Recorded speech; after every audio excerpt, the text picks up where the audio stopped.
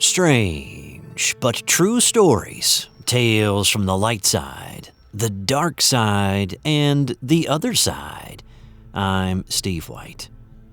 Little green men in circular spaceships, small, pale-skinned aliens with huge black eyes and long, thin fingers, holding probes to investigate human life here on Earth. Real life or science fiction? If your sole experience with such things is through television, movies, and books, then these things don't journey very far outside the realm of the imaginative mind. But if an alien was standing in front of you, communicating with you in a way you had never known before, then it's as real to you as the heart pounding in your chest. The following is a short encounter we curated for you.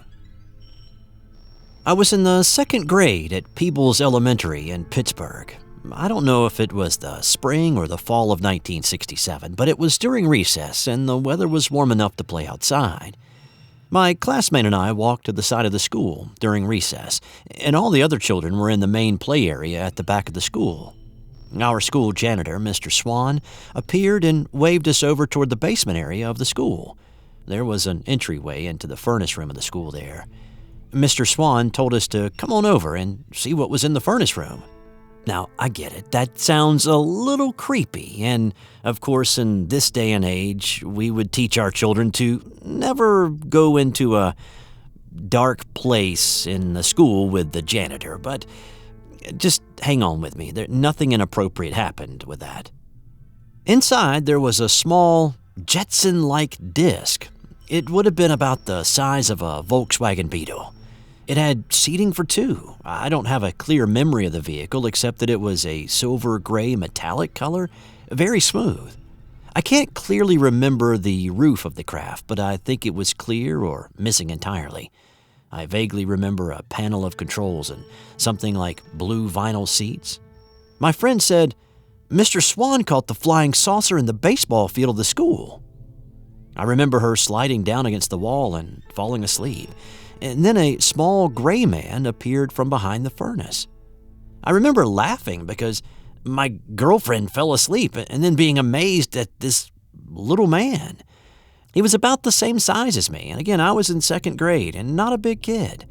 I was not afraid of him at all. He talked to me in my head and through feelings and thoughts.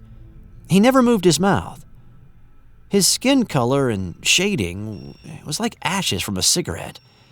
I don't recall any clothing or any sexual characteristics about him, but he did have large black eyes.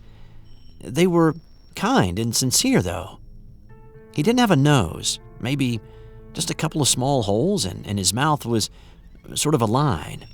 Again, it didn't open. I don't remember there being any ears. He had long arms for the size of his body, and I think only 4 fingers on each hand, which seemed very long. He kept his arms to his side. He had 2 legs, and his feet were different somehow from a human's. I can't explain exactly what they were like. His body was childlike, not muscular at all. Now, he said to me, again in my head, "We are here to remind you who you are." I still, to this day, have no idea what he meant. Somehow, I was able to know how the flying saucer worked.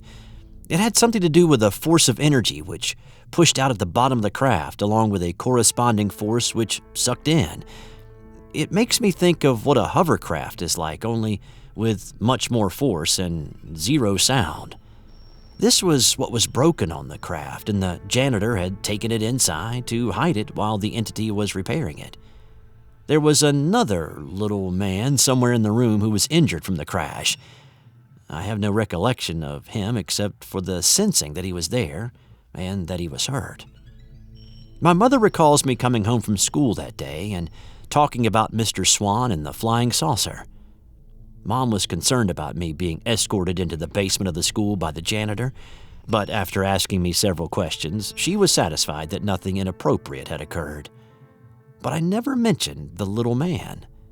Something tells me I wasn't supposed to remember the man until later in life.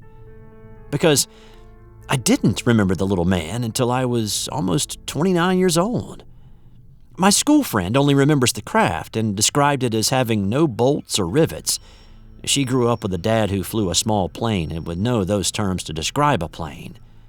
She has no recollection of a little man, but then again, she had fallen asleep when he appeared. I've told this story to friends and family only for the obvious reason of being ridiculed. My children are in this school and it's been remodeled. I have never asked anyone at the school about the craft or about Mr. Swan. He's got to be in his late 80s by now.